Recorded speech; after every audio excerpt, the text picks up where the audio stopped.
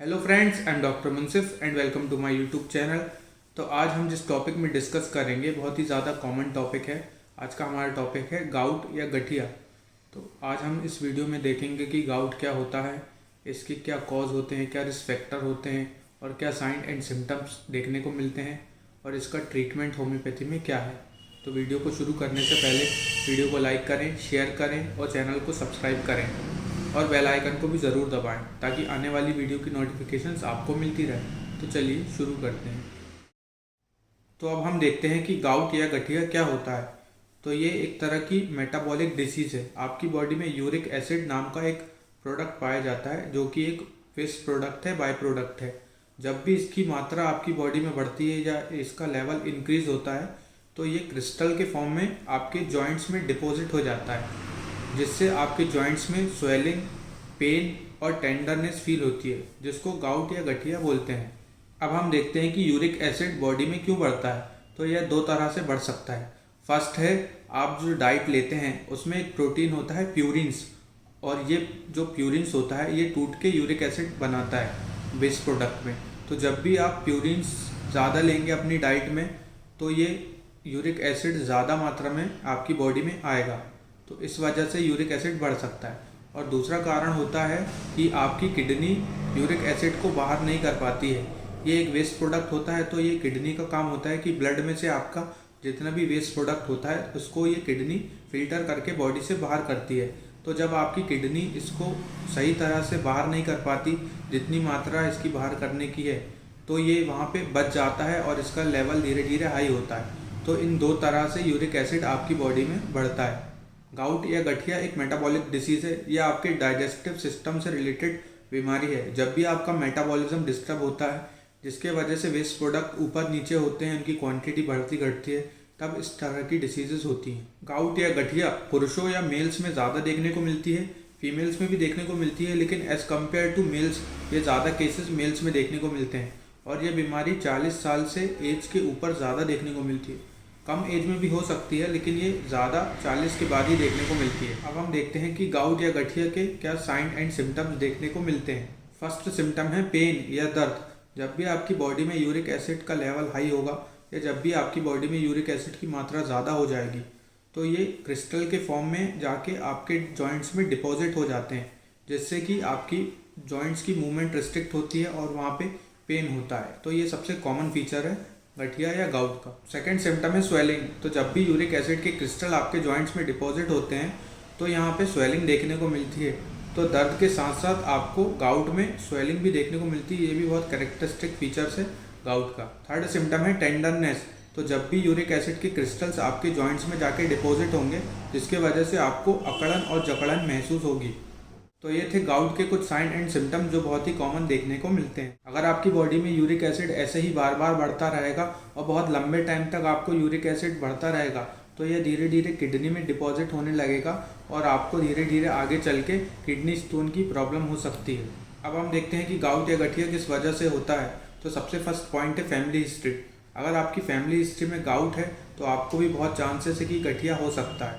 Second point है purine rich diet. जब भी आप डाइट में प्यूरिन की मात्रा ज़्यादा लेंगे, क्योंकि प्यूरिन के टूटने के वजह से ही यूरिक एसिड बनता है, तो जितना ज़्यादा आप प्यूरिन कंज्यूम करेंगे उतना ज़्यादा आपका यूरिक एसिड फॉर्म होगा। तो अब हम देखते हैं कि प्यूरिन किस चीज़ में ज़्यादा पाया जाता है। तो बहुत से ऐसे फूड हैं जिसमें प्यूरिन की मात्रा बहुत ज़्यादा होती है, जैसे कि red meat, alcohol beverages, sea foods और स्वीट फ्रूट्स। जो आपके मीठे फल होते हैं उनमें प्यूरिन की मात्रा बहुत होती है। तो जब भी आपका यूरिक एसिड बढ़ रहा है तो आप इन चीज़ों को अवॉइड करेंगे तो नेचुरली आपका यूरिक एसिड धीरे धीरे कम हो जाएगा। नेक्स्ट कॉज है सर्जरी या ट्रॉमा।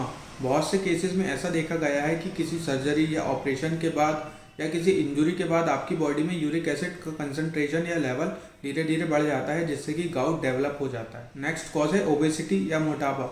ऐसा देखा गया है कि जो मोटे लोग होते हैं, जो ओबेस लोग होते हैं, उनकी बॉडी में यूरिक एसिड का लेवल हाई रहता है, जिसकी वजह से गाउट देखने को मिलता है। तो ये थे कुछ कॉज और रिस्क फैक्टर जिसके वजह से गाउट देखने को मिलता है। गाउट या गठिया का एलोपैथी में बहुत ज़्यादा अच्छा ट्रीटमेंट नहीं है और होम्योपैथी से बहुत ही अच्छे तरह से ही मैनेज हो सकता है। तो आज मैं आप लोगों के साथ कुछ होम्योपैथिक मेडिसिन शेयर करूंगा जिसके बहुत ही अच्छे रिजल्ट्स गाउट और गठिया में देखने को मिले हैं। तो जो भी मेडिसिन मैं बताता हूँ एक बार अपने होम्योपैथ से कंसल्ट करके उनके गाइडेंस में लें। सेल्फ मेडिकेशन आपको नहीं करना है। फर्स्ट मेडिसिन है अर्टिका यूरेंस। ये बहुत ही इफेक्टिव मेडिसिन है गाउट के ट्रीटमेंट के लिए और सबसे कॉमनली यूज़ की जाती है। जब भी आपको गाउट में पेन होता है और गाउट आपका स्पेशली रिस्ट में होता है, इस एरिया में आपको स्वेलिंग है, पेन है, टेंडरनेस है, तब आपको अर्टिका यूरेंस यूज़ करना चाहिए। अर्टिका यूरेंस को आपको मदर टिंचर फॉर्म में लेना है। इसकी 15 से 20 बूंद आधा कप पानी में दिन में 3 बार, एक बार सुबह, एक बार दोपहर में और एक बार रात में लेना है। इस मेडिसिन के यूज़ से आपका यूरिक एसिड लेवल नॉर्मल आ जाएगा। जो आपका यूरिक एसिड बढ़ा है वो धीरे धीरे कम हो जाएगा, जिसके वजह से आपकी गठिया की समस्या काफ़ी हद तक ठीक हो जाएगी। सेकेंड मेडिसिन है एसिड बेंच। ये भी बहुत इफेक्टिव मेडिसिन है गाउट के ट्रीटमेंट के लिए और यूरिक एसिड को बहुत जल्दी कम करती है। तो जब भी आपके जॉइंट्स में स्वेलिंग है, पेन है और स्वेलिंग इतनी ज़्यादा हो जाती है कि ये नोड्स के फॉर्म में बन जाती है और ये नोड्स बहुत पेनफुल होते हैं और आपको पेन रिस्ट में, नी में और बिग टो में बहुत ज़्यादा पेन रहता है, तब आप एसिड बेंच यूज़ कर सकते हैं। एसिड बेंच को आपको लो पोटेंसी में यूज़ करना है। 30 पोटेंसी में आप इसका यूज़ कर सकते हैं। इसकी 2 बूंद सुबह, 2 बूंद दोपहर में और 2 बूंद रात में ले सकते हैं। इस मेडिसिन से आपका यूरिक एसिड बहुत जल्दी कम हो जाएगा, जिसके वजह से आपकी कंप्लेंट्स धीरे धीरे खत्म हो जाएंगी। थर्ड मेडिसिन है कॉल्सिकम। ये भी बहुत इफेक्टिव मेडिसिन है गाउट के ट्रीटमेंट के लिए, स्पेशली जब आपका गाउट का दर्द पैरों में होता है, एंकल में होता है, हील में होता है और बिग टो में होता है और दर्द ऐसा होता है जैसे कि कोई निडल या सुई चुभ रही है। इस टाइप का अगर आपको दर्द है तो इस कंडीशन में आपको कॉल्सिकम का यूज़ करना चाहिए। कॉल्सिकम को आपको 30 पोटेंसी में लेना है और इसकी 2 बूंद सुबह लेना है, 2 बूंद दोपहर में लेना है और 2 बूंद रात में लेना है। इस मेडिसिन से बहुत अच्छा रिलीफ मिलेगा आपको और पेन धीरे धीरे कम हो जाएगा और आपकी गठिया की प्रॉब्लम धीरे धीरे खत्म हो जाएगी। फोर्थ मेडिसिन है लिथियम कार्ब। ये भी बहुत इफेक्टिव मेडिसिन है गाउट के ट्रीटमेंट के लिए। अगर आपकी बॉडी में यूरिक एसिड बार बार बढ़ता है तो ये मेडिसिन इसकी टेंडेंसी को ख़त्म करती है और आपको गाउट की परेशानी स्मॉल जॉइंट्स में, छोटे जॉइंट्स में और साथ ही साथ आपको टेंडरनेस और स्वेलिंग है, तो इस कंडीशन में आपको लिथियम कार्ब का यूज़ करना चाहिए। लिथियम कार्ब को आपको 30 पोटेंसी में यूज़ करना है। इसकी 2 बूंद सुबह, 2 बूंद दोपहर में और 2 बूंद रात में लेना है। इस मेडिसिन के यूज़ से धीरे धीरे आपका पेन, टेंडरनेस, स्वेलिंग चले जाएगी और आपको बहुत ही अच्छे रिजल्ट्स देखने को मिलेंगे। तो ये थी कुछ इफेक्टिव होम्योपैथिक मेडिसिन गाउट के ट्रीटमेंट के लिए। आशा करता हूँ आपको ये वीडियो अच्छा लगा होगा। अगर वीडियो अच्छा लगा है तो वीडियो को लाइक करें, शेयर करें और चैनल को सब्सक्राइब करना ना भूलें और बेल आइकन को भी ज़रूर दबाएं ताकि आने वाली वीडियो की नोटिफिकेशंस आपको मिलती रहे। Thank you.